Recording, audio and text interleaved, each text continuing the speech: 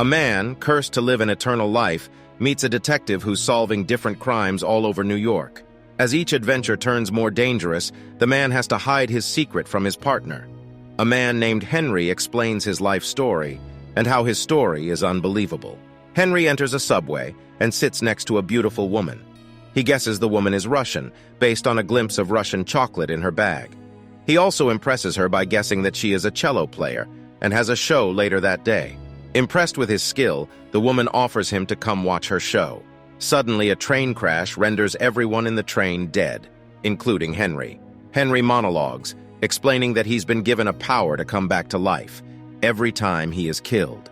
200 years ago, Henry was a doctor checking a slave for suspected diseases on a ship. Even though Henry stated that the man only had a fever, the captain still orders the slave to be thrown overboard. While defending the slave from this injustice, Henry is killed and thrown overboard as well. However, Henry is reborn every time in a body of water, completely naked. Each lifetime he remembers everything and feels every emotion. In present time, Henry wakes up in the river, finds clothes at the police station, and gets picked up by Abe, his friend and roommate. Abe is the only one who knows about Henry's condition. At the same time, Detective Jo Martinez investigates the train crash. It is suspected that the conductor had a heart attack, leading to the crash. However, to ensure that this happened, the body needs to be examined by a medical examiner. Henry works as a New York medical examiner, and while he studies the conductor's body, he meets Jo. He gives his condolences for her husband's death, and Jo is shocked at his guess. However, before she can inquire more, Henry lets her know the conductor was poisoned. Suddenly, Henry gets a call from someone unknown, who tells him he knows his secret, and he's been looking for him for a long time. Henry is terrified at someone knowing his secret. Returning home, he tells Abe that they need to flee the country. Abe refuses to do so and tells Henry they should just catch the man. Henry had been experimented on due to his condition, so he doesn't trust people with his secret. Later, Henry returns to his office, and his co-worker Lucas tells him that someone left an envelope for him. Opening the envelope, he finds a picture of himself and his former wife, Abigail, taken in March 1955. Henry, to figure out the effect of the poison used, takes a sample of the conductor's blood. Abe injects him with the blood, and Henry experiences terrible symptoms before dying. However, after returning from death, he figures out the poison was aconite, a fast-reacting poison. Back at the precinct, Jo looks at footage from before the crash and sees that Henry was on the train. She brings him in for questioning, and he tells her he left the train before anything happened. When Jo suspects him, Henry asks why he would mention the poison used if he had committed the crime. Jo agrees with his logic, but is still suspicious of him. Henry investigates the body of the conductor and learns that he was poisoned behind his ear. He finds a fingerprint on the neck that he later gives to Jo. With some research, Jo learns that the culprit is a man called Hans, whose wife died while trying to get on a subway. The conductor had been the same one driving the train. Henry and Jo go to find Hans and find the stash of poison. They try to apprehend the criminal, but he throws poison at Jo before escaping.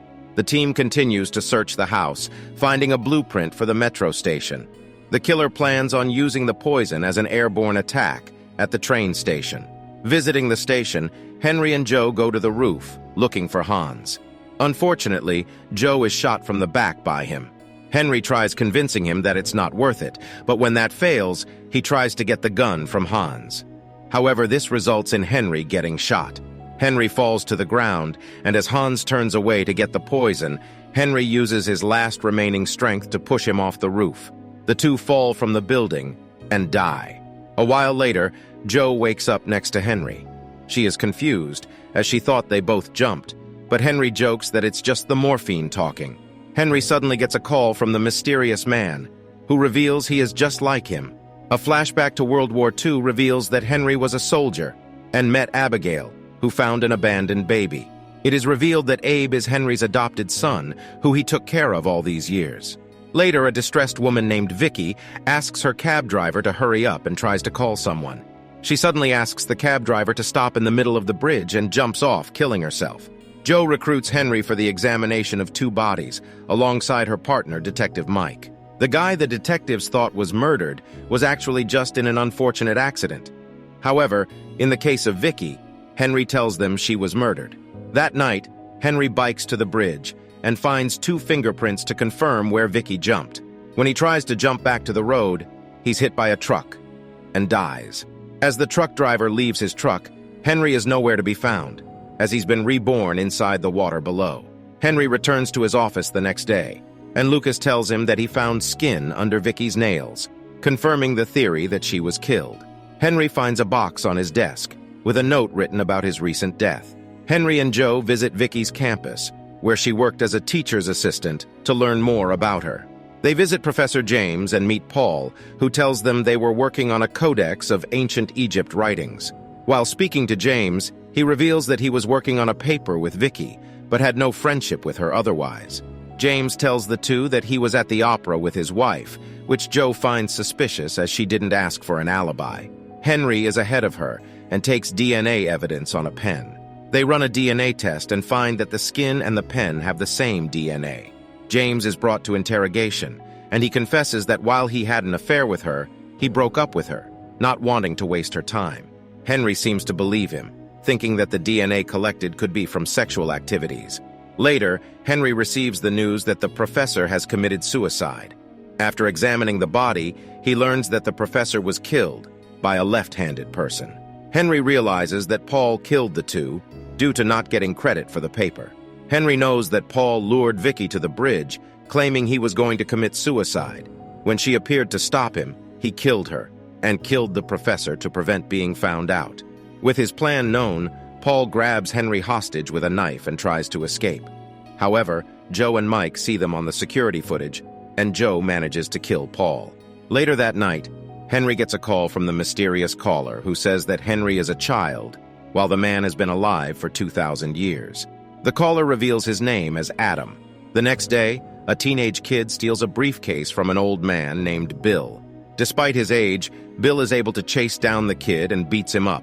However, during the fight, he starts coughing up blood and dies on the spot. The next morning, Henry and Lucas examine the body to discover that Bill was strong for a 67-year-old man. Upon further investigation, they find that the man had the body of a 30-year-old, but the brain of a 100-year-old, as his brain had been highly damaged. They find his briefcase to discover a business card that says Youth, Vitality, Vigor, alongside $7,000. Visiting the crime scene, they see a woman who doesn't look like she's from the neighborhood and follow her into an alley. They enter a medical wellness center and see a man on the TV, Dr. Frederick, promising youth to people. As they speak to him, they learn that he sells a special shake called Eterna, which is approved by the FDA. The shake is meant to make people younger and stronger, and it does not have any side effects. Henry speaks to the woman they followed and manages to grab a packet of the shake mix after she tells him it's a miracle shake. Jo is able to take the fingerprint of Frederick. Jo learns that Dr. Frederick is not actually a doctor and is a person named Harold. Harold had a wellness center, but closed it when 2 people died. They visit Harold's house while he is having a party and confront him about his previous endeavors. Harold agrees to talk and goes back into his room to change clothes. Suddenly, they hear a loud sound, and rushing into his room, they find him dead. Back at the lab, Henry figures out that the shake has prions from dead people's brains, which the makers are using to replace the real ingredients, which are expensive. Henry learns that Lucas has lost 2 bodies from their workplace, and a total of 12 bodies are missing from the city. The bodies are traced back to Anton, who confesses to making Eterna and killing Harold. However, Henry doesn't believe him, as he doesn't have enough knowledge of science. Henry sees Abe's name of the list of clients and rushes back home to see if he took it. However, Abe reassures him he didn't take it, even after meeting the female chemist. Going back to the precinct, Abe describes the woman to the cops. She is revealed to be the sister of Anton. Abe sees the woman entering the subway and follows her while telling Henry where she is. Henry and Jo arrive at the station, and Henry confronts the woman. The woman tearfully confesses that she didn't know the drug was hurting people and she was going to destroy it. She tries to jump on the rail as a train approaches, but Henry jumps in to save her. A few days later, a wealthy New Yorker, Gloria, has a ceremony in a museum. Gloria is 91 years old and mean to everyone. During the party, Gloria goes into a dark hallway with a mysterious figure following her. Her son Conrad gives a speech about her, but just a few moments later she is found dead. The next morning, Lucas arrives at the crime scene And when Joe questions why Henry wasn't there, he makes up an excuse for him. Joe arrives at the lab, and after she questions why he didn't come, he tells her he doesn't like to go to the museum. Meanwhile, Lucas meets a pretty reporter, and because he doesn't know she's a reporter, he tells her it may have been a murder.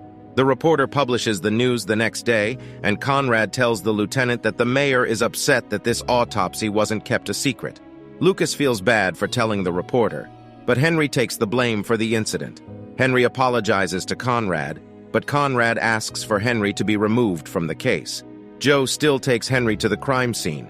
After analyzing the room, he concludes Gloria was pushed off the stairs and crawled across the floor.